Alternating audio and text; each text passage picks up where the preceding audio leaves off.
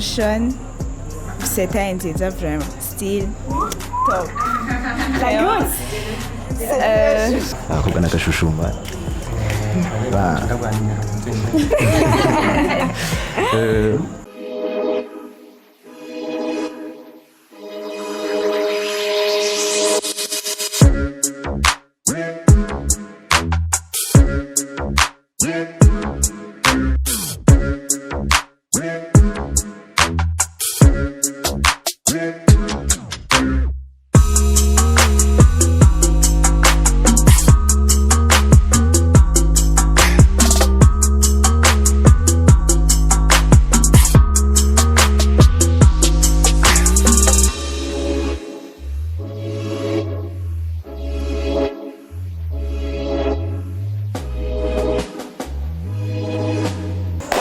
What's up guys, ici Namira pour Ikirezi TV.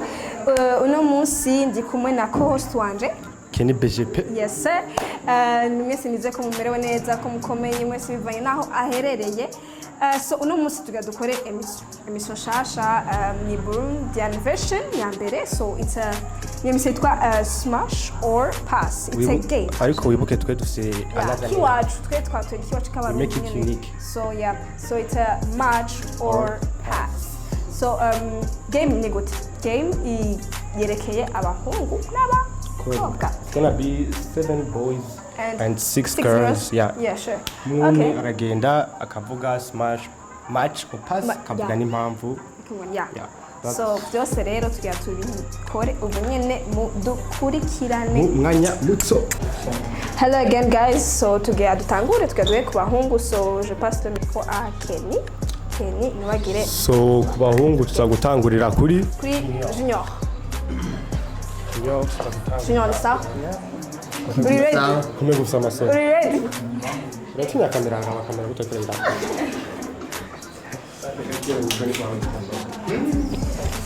Wewe utwa gute? Gidi. Wewe the matching. That's suspicious. Yeah, sure. All of you Wewe the matching. Utwa gute? Stacy.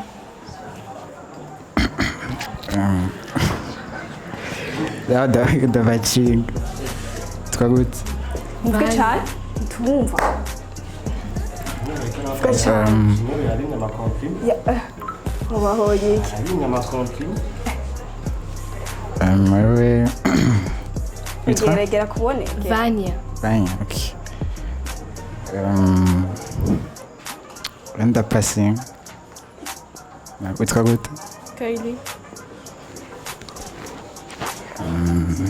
Down the matching. Utwa gute? Sa. Down the matching. So much. So tugira tuja mu bakobwa nawe aje kumacinga abahungu turamuhera ngaha kwa the Black Mamba. Witwa good. Kwa Junior. Okay, so the matching. Yeah, right. So much. Wewe. Schön. So the matching. Match tubwira igituma. You don't give them compliments. Okay. Compliments, eh? So wewe, you good looking, right one? Wewe. Pierrot. Okay, so the passing. Okay, c'est minded. So The matching. Okay, wewe. Flavien. The passing. C'est passe. Saloma. Pass. Mvuge cyane. Pass. Wewe. Gilad. Okay, the matching. So much. Okay. So twasubiye kandi ku ruhande rw'abahungu. It's okay. Chatuja ku muhungu Sean. Sean. Witwa gute? Ni Lena. Ndamatchinga cause ateye neza kandi mwiza itu chikapta. Doubts. Stacy. Nawe ni match cause ateye neza itu. Vanya. Ateye neza mais not my type, tu vois. Je passe. Kylie. Witwa gute? Kylie. Gentle schön. Ateye neza. Je smash. Splash. Sa. Ako na kashushuma.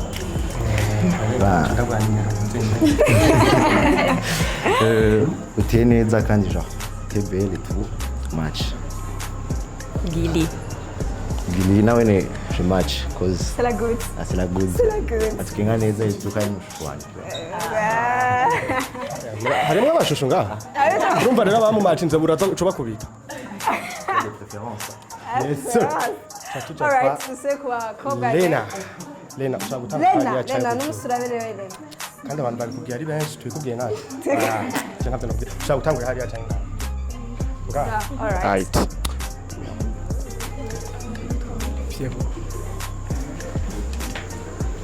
Pass. But no offense. Witwa good. Fresnel. Pass. Cause muri type yanjye, no offense. Bose ni no offense, nta kibazo. Birebe. Pass. Cause not my type. No offense. Witwa gute? Pass. Kachanele na. C'est pass, why? Because he's not my type. No offense. Witwa gute? Dylan. Match. Kweriki. Respectful. Cause tuzinanye and he's a good vibe. No, umusore muzere ko kwa mujye yitwa. Nana kweki ya bachelor.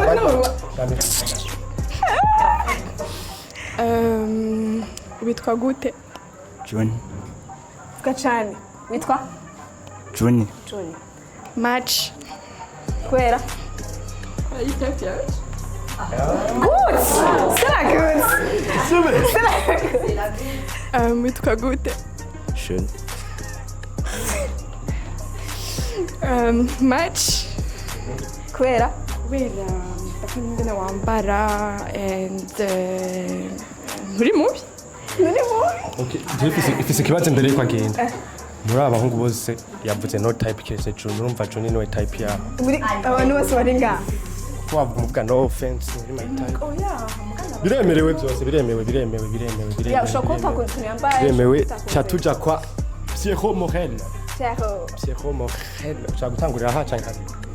Let's start with yeah. What's up? Stacy. Stacy match kubera ko uri mwiza cyane. Sensational. No. Vanya uri ufite talent nziza n'ibisuko byiza je dire mugabo pass. Alright. Uze muraba direct gutya. Kylie match kubera ko wambaye neza uri mwiza. Sarah match kubera ko mwiza ufite agapo keza. Yes sir. Okay. Lena match kubera ko ufite talent nziza kandi wambaye neza. Bon, Gili ndamuzi ndamubaza je match kubera ko bon ni Gili. No match kubera Gili ni Gili. Okay. Gili ni Gili. Nta birenze ta. Ntabyo afite byo kuvuga. Weda. Cyatuja kwa Stacy. Ushaka gutangurira hariya cyangwa bayuni gutangurira hariya. Ushaka gutangurira. Microkin. Okay, reka nangure yanjye. Get shy. None ko ufite amasoni menshi. Jewe? Jewe mama. Ni sawa. Ni Pierrot. Ouais. Bon, Pierrot, il est mignon. Kandi. Ils sont je passe que la taille. Et toi? Sean. Ah, Sean. Bon, Sean, c'est un déjà vraiment style top. Vraiment. Mais je passe. Cause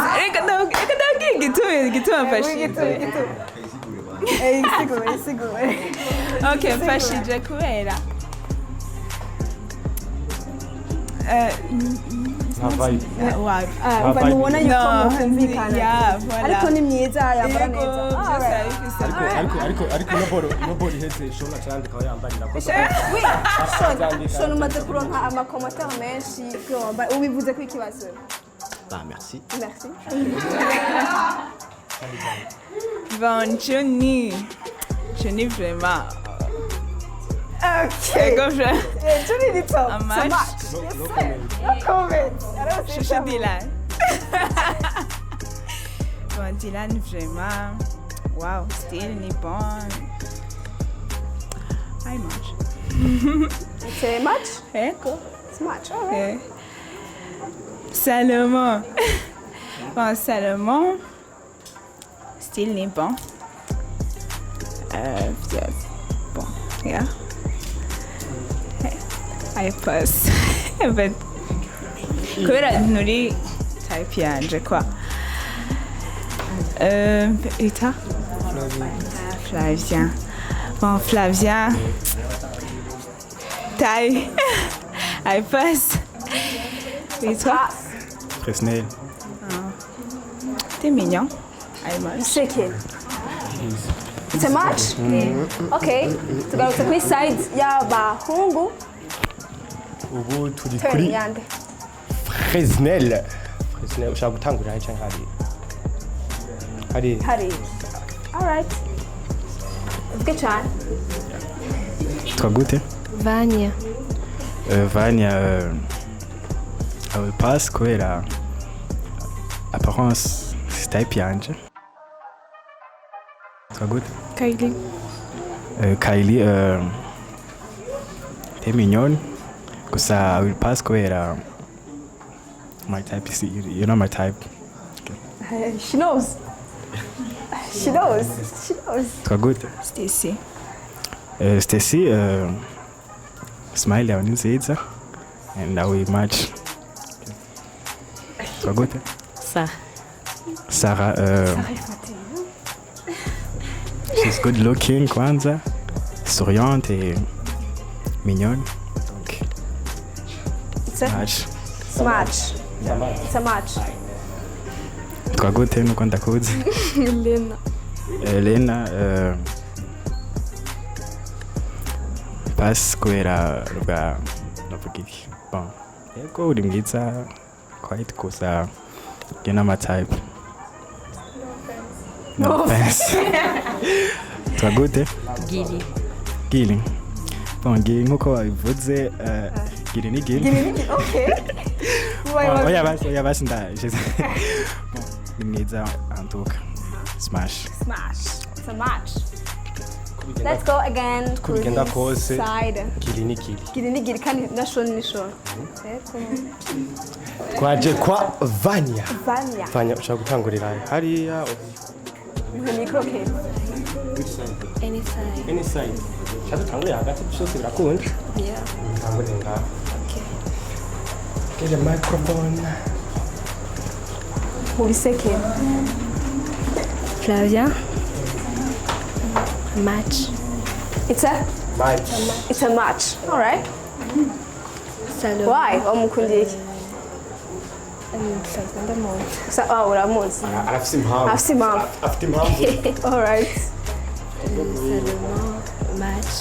Geza micro. Match. It's a match. It's a match. All right. Witwa It's Dylan. Dylan. Match. Match. Wambaye neza. Okay. Witwa gute? John. Vuga cyane guys. Johnny. Mwumva. Johnny. Match. C'est match. Witwa gute? Sean. Sean. Sean. Match. Match. Witwa gute? Pierrot. Pierrot, it's a match. Witwa gute? Fresnel. Fresnel. Yes. It's a match. It's a Match. Match. Oh, Yes, sir. yes ni match. Foi wa mbere. Good. Tusiwe kuri saida. No mujambo kuri amona mu maso ma. Iti nitukuona da. Uramona mu maso? Uramona wa? Oya abikunduka. Okay. Flavie turatangurira aha canke hari. Which side? Duhere hari. Duhere hari. Yes sir. witwa gute Kairi. Kairi nawe uteye neza kweri mugabo ari pass kuyanje kweri Pass so much. witwa gute Stacy. Stacy mukobwa mwiza kweri utwenga neza kweri mugabo ni pass kweri Sasa guma. No. witwa gute sawa sawa uteye neza kweri smash kweri n'amaso yawe Okay. witwa gute Lena. Lena uteye neza kweri mugabo nuri kuyanje kweri witwa gute It's a smash or match? pass Pass. witwa gute Gili. Kiri ndakunda nawe ukuntu twenga kuri smash kuri Match. Gili ni. Vanya Mawata. kuri ni smash kuri All right. Thank you. So let's go again. Please side ya ba. Oh. Kylie aka who? Okay. Boss lady. Boss lady. Answer flag. Boss lady turatangurira hari. Ah, yes sir. Let's go. Get the microphone. Salut, ça va? Witwande. Salomon, iMatch, quoi là, du centre tout dîner, c'est mon pote. Salut. Tu es Dylan. Dylan. Kachane kai. Dylan, iMatch d'apparence, nos type Nita, t'es gentil, de ce que je vois. Salut. Salut. Junior. Johnny. Johnny, I passe. T'es pas mon style, mais t'es un mec cool. Disons bonheur. Okay. He is. Salut. Sean. Sean, I match. I like your style. I like your vibes. Oh, we get some mama shishoni. Jewe Shoni yanga kubivuga impunzi azigura mu ruvumera. Ni mu ruvumera yanga kubivuga ni mu ruvumera babwire ko mu ruvumera ibende yawe nyine. Umva ni mu ruvumera. Salut. Pierrot. Pierrot, I match d'apparence. T'es mon type de mec. So much. Salut. Salut. Fresnel. Fresnel. I match. You are good. You're looking good. Salut. Match. Salut Flavien. Flavien, I match parce qu'on se connaît de l'extérieur. T'es mon pote. I match. Match. Good. Let's go again on the side. Ya The last bahungu. person. The last one? Kubahungu. Really? Boss no kugaye bahejeje. Ino Muta Salomon. Salomon. Yene shaka gutangura ahe cyane. Barabe cyangwa uvugire rimwe avuga ati bose tutangurire ngaho. Stacy. En tout cas, elle est belle. Elle est belle. Kandi, iMatch, atwenga neza vraiment. C'est match. Yeah, absolutely. Oh, absolutely. Et toi, c'est quoi? C'était. Sarah, elle aussi, elle sourit bien. iMatch. Et toi, c'est qui? Lena. Lena, j'aime ton style. Mais en tout cas, je passe. Gili, elle est belle. Vraiment. Kili. Ça, Mama now. Mamito. Mamito. Chama. Mais je passe parce que c'est pas mon style. Ah, c'est pas ton style. Idiot. Vania, je passe. Passe. No offense. C'est passe. Ok. Kylie, nawe nyine ati neza ko je passe aussi. Okay, tugeze kwa Gully Brianna. Gully Brianna tuza gutangura ahanye.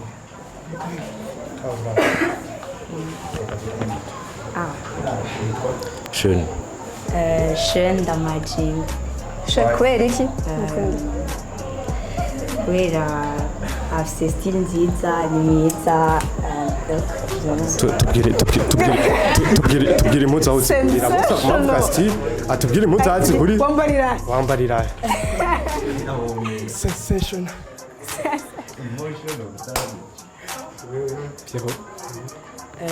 Pierrot ndapasinga parce que nyene not my time. Sir. Jennifer Fresnel. Witwa gute? Fresnel. Fresnel nda smashing. What reason? Asa neza ni neza. Into flash. Flavier, pass. Passe. Ça se passe. Toi Salomon. Salomon au pass. Passe. Yes. Dylan. You didn't say the reason, okay? Dylan da smashing. Smash, why? Parce que t'es neza, Juni au smash. Au smash. Smash, why? Parce que nawe nyene ateye neza ni mwiza. Kandi ni match baza baravyibuka. Yeah, it's a match. Sir. So, so the last one. What I had Oh, all right. So, mwakoze. Edisi ya kabiri. Tuzobabwira. Ne abahungu nawe musmash. Tuzobabwira. Do smashing natwe. Tuvuge tu matching. You matching all of them. Jewe. Nta kibazo. You matching all of them. Boss. Yes, ni match. Naja matching all of them. All of them. So thank you kwa mwadukurikiranye yari match or pass First présenté. edition. Yeah, yo mu Burundi actually. So présenté par Jewe na Mika for Ikirezi TV and my co-host Kenny Kenny. Pesepe. So see you guys.